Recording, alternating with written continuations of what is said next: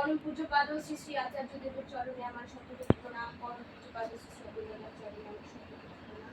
হচ্ছে সকল বোন এবং মায়েদের আমার জয় গুরু।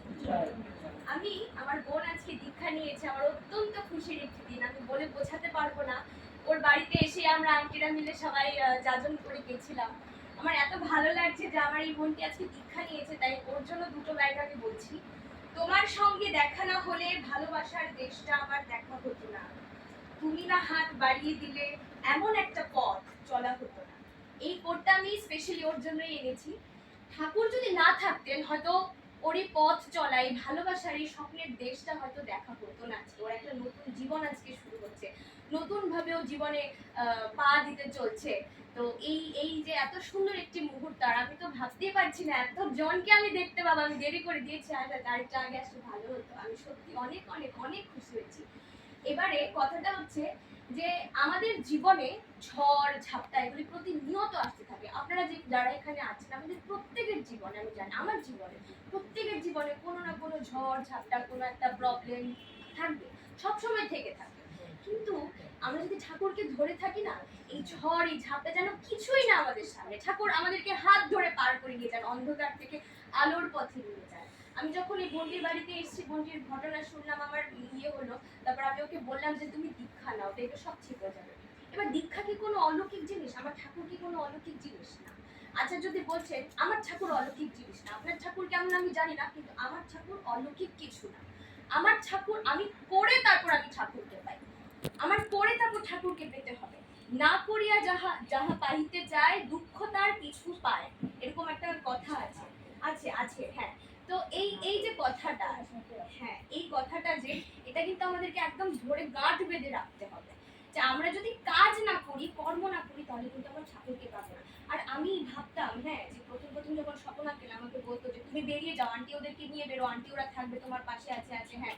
আমি একদিন বেরোলাম, দেখি 2জন আন্টি 3জন আন্টি, পরদিন বেরোলাম 5জন হলো। তারপর আমি ভাবছি যে যজন যাজন এগুলো তো চলতে থাকবে, তো আপডেটের কাজটা কিভাবে করবো? লিচু বাগান দুর্জনগর এরিয়াতে কিন্তু আপডেটের কাজটা অনেকটা বাকি আছে। যে ফেজ 3 যে ডিপি ওয়ার্কসের যে কাজটা অভিনেতা আশীর্বাদ করেছে, সেটা যে আপডেটের কাজটা সেটা বাকি আছে। এবার আমি ভাবলাম, আমি অভিনেতাদের সামনে একদিন বলছিলাম, নিবেদন করছিলাম যে দাদা কিভাবে কি করবো, কারণ আন্টি ওরা কিন্তু মানে সবসময় তো মোবাইলের সামনে থাকাও হয় না, আমরা জানিও না যে সবটা পারফেক্ট কিভাবে করতে হয়। আমাদের বয়সের যারা আছে তারা থাকলে কিন্তু সুবিধা হয়, ঠিক আছে, আর আমারও একটু সুবিধা হবে, আমি ওদের সাথে ইয়ে করতে পারবো। কিন্তু কাউকেই পাচ্ছি না, আমি সত্যি কথা, আমি কাউকে খুঁজে পাচ্ছি না। আমি কাকে গিয়ে বলবো যে একটু বেরো আমার সাথে ইয়ে করো? হ্যাঁ, তারপর এই ডিপি ওয়ার্কসে বেরোতে বেরোতে বেরোতে এই বোনকে পেলাম। প্রথমবারে এই বোনকে পেলাম, দ্বিতীয়বারে এই বোনকে পেলাম। আমি জাস্ট ভাবছি যে ঠাকুর কতটুকু জাগ্রত, উনি শোনেন আমাদের কথা, উনি সবকিছু শোনেন, খালি ওই প্রাণ ভরে মন ভরে আমাদের ডাকতে হয়, আর কিছু। আর তোমাদের উদ্দেশ্যে আমি একটা কথা বলবো, যে জীবনে অনেক ঝড়ঝাপটা আসবে। আমি এই যে 5G যে জামানাটা আছে আর কি, হ্যাঁ, বেরোলে তো অনেক মানুষের সাথেই চলাফেরা করে আমি দেখতে পাই, কত ধরনের মানুষ আছে পৃথিবীতে, মুখোশ পরা মানুষ আছে, আপনারা বুঝতেও পারবেন না, সামনে সামনে ভাবে পেছন থেকে ছুরি করছে। ঠিক আমি ভুল বলছি না, একদম ঠিক বলছি আশা করি। তো এইরকম মানুষগুলো কিভাবে চিনতে পারবো, বা কে বাঁচাবে এরকম মানুষগুলো? আমার মনে হয় আমার ঠাকুর ছাড়া আমাকে এই অন্ধকার থেকে আলোর পথে কেউ নিয়ে যেতে পারে না।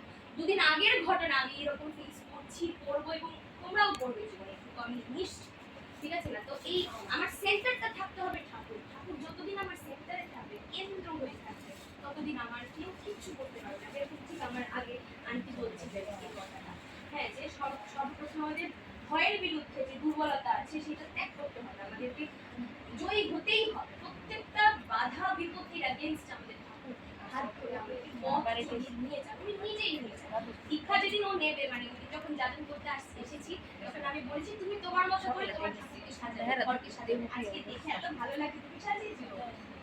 ও সাজিয়েছে? আচ্ছা, মানে সবাই মিলে সাজানো হয়েছে, তো মানে ওইটাই তো, ওটা ভালোবাসাটা, যে ঠাকুরকে আমরা কতটুকু ভালোবাসি। আমরা এই যে সুন্দর করে সাজ সজ্জা করে সবাই মিলে একত্রিত হয়ে, এবার যাজন হয়ে গেল, দীক্ষা হয়ে গেল, এবার ডিপি ওয়ার্কসে নামতেই হবে, ডিপি ওয়ার্কস করতেই হবে। এটা হচ্ছে একটা আশীর্বাদ। আমরা যদি ডিপি ওয়ার্কস না করি, তাহলে ওই যে বললাম, কাজ না করে যদি ওই পাখা নিয়ে যদি বসে থাকি, আগে যদি বলছেন না যে 1000 বছর ধরে পাখা ধরে বসে থাকো, পাখা না করলে তো আর বাতাস পাবো না, ওই হাতটা নাড়াতে হবে, ওই হাতটা নাড়ানোই হচ্ছে ডিপি ওয়ার্কস। আমাদের ডিপি ওয়ার্কসে বেরোতে হবে। হয়তো তোমাদের মধ্যে আমার আরো অনেক বোনেরা আছে যারা ঠাকুরকে মানে ধরতে পারছে না, যাদের জীবনে এরকমই অন্ধকার আছে, তাদের জীবনটাকে আমাদের আলোর পথে নিয়ে যেতে হবে। ডিপি ওয়ার্কস ছাড়া তোমাদের এটা রেসপন্সিবিলিটি, দায়িত্ব, যে তোমরাও গিয়ে যেখানে আছে এরকম মায়েরা বোনেরা যারা নাকি ঠাকুরকে ধরে ছেড়ে দিয়েছেন বা বা কোনো কষ্টে আছেন বা কোনো বিপদে আছেন, আমাদের এটা আমাদের দায়িত্ব, রেসপন্সিবিলিটি। আমরা ঠাকুরকে মানি, ঠাকুরকে ধরছি, ঠাকুরকে ধরে আমরা তাদেরকে যাজন করে সেই অন্ধকার থেকে আলোর কথা বলতে পারবো। তো আমরা সবাই পারবো তো? হ্যাঁ, এবার যেহেতু দুটো বোন পেয়ে গেছি, আমার আর কোনো অসুবিধে নেই, ওদেরকে নিয়ে আমি বেরিয়ে পড়বো। আর আন্টিরা তো আছি, জিপি ওয়ার্কস আমাদের করতেই হবে। অভিজ্ঞতা কয়েকদিন আগেও যে মিটিংটা হয়েছিল আগরতলাতে, আমি একটু বলি যে ফেজ 3 যে মানে মিটিংটা হয়েছিল, ফেজ 3 যেটা, এটা হচ্ছে তৃতীয় পর্যায়ের কাজ। তৃতীয় পর্যায়ের কাজে যে কাজটা সেটা হচ্ছে যে আমরা বাড়ি বাড়ি যাব।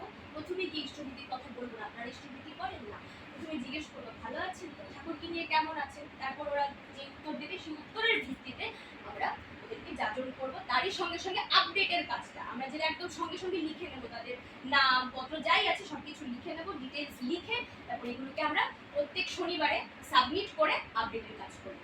এবার যাজনের কাজটা তো আপনারা সকলে করবেন, আপডেটের কাজটা এই ওদেরকে নিয়ে আমাদের করতে হবে। ঠিক আছে, লিচু বাগান আর দুর্যোগের এরিয়াতে অনেকটাই কাজ বাকি আছে, স্বপ্নান্ত যেটা বলেছে অনেকটা কাজ বাকি আছে, আমাদের সকলে মিলে তো ঝড়ের মতো ইয়ে করতে হবে। আর যেহেতু অনেকজন আছেন আপনারা, প্রথম তো আমি মানে অনেক কম লোক দেখতাম, এখন তো অনেকজন আপনারা আছেন, এবার গ্রুপ করে আমরা বেরিয়ে পড়বো, যেইভাবে কাজটা সম্পন্ন করতে হবে। অভিজ্ঞতাকে আর আছে খুশি করতেই হবে, তবেই কি আমরা দেওঘরে একটা উত্তর দিতে পারবো, তাই না, যে হ্যাঁ আমরা করে এসেছি কাজ। কারণ এবার গেলেই জিজ্ঞেস করেন ডিপি ওয়ার্কস করেছেন তো, মাথা ব্যথা ডিপি ওয়ার্কস করেছেন তো, আপনার বুকে ব্যথা ডিপি ওয়ার্কস করেছেন তো, বাচ্চা হারিয়ে গেছে ডিপি ওয়ার্কস করেন, ওমা দেখি 7 দিনের মধ্যে বাচ্চা ফেরত পেয়ে গেছে। এটা তো মানে অলৌকিক ঘটনাই বলতে গেলে, ঠিক না? এগুলো জাস্ট আমি একটু জিস্টে বলছি, সবটা ঘটনা আপনারা সকলেই জানেন, এগুলো মোবাইলে হোয়াটসঅ্যাপে আমরা সবাই করি, তো এগুলো আর মানে ইয়ে করে লাভই, আপনারা সকলেই জানেন এই কথাগুলো। তো বাস আমরা এখন ডিপি ওয়ার্কসে বেরিয়ে পড়বো, এটাই আমাদের কাজ। আর আমি আমার সঙ্গীর সাথে পেয়ে গেছি, আমাদের সবাইকে পেয়ে গেছি, বাস আমার আর কোনো টেনশন নেই। স্বপন আঙ্কেলকে আমি আমার একদম ইয়ে দিয়ে দেবো, ঠিক আছে? জয়গুরু, আপনারা সকলে ভালো থাকবেন।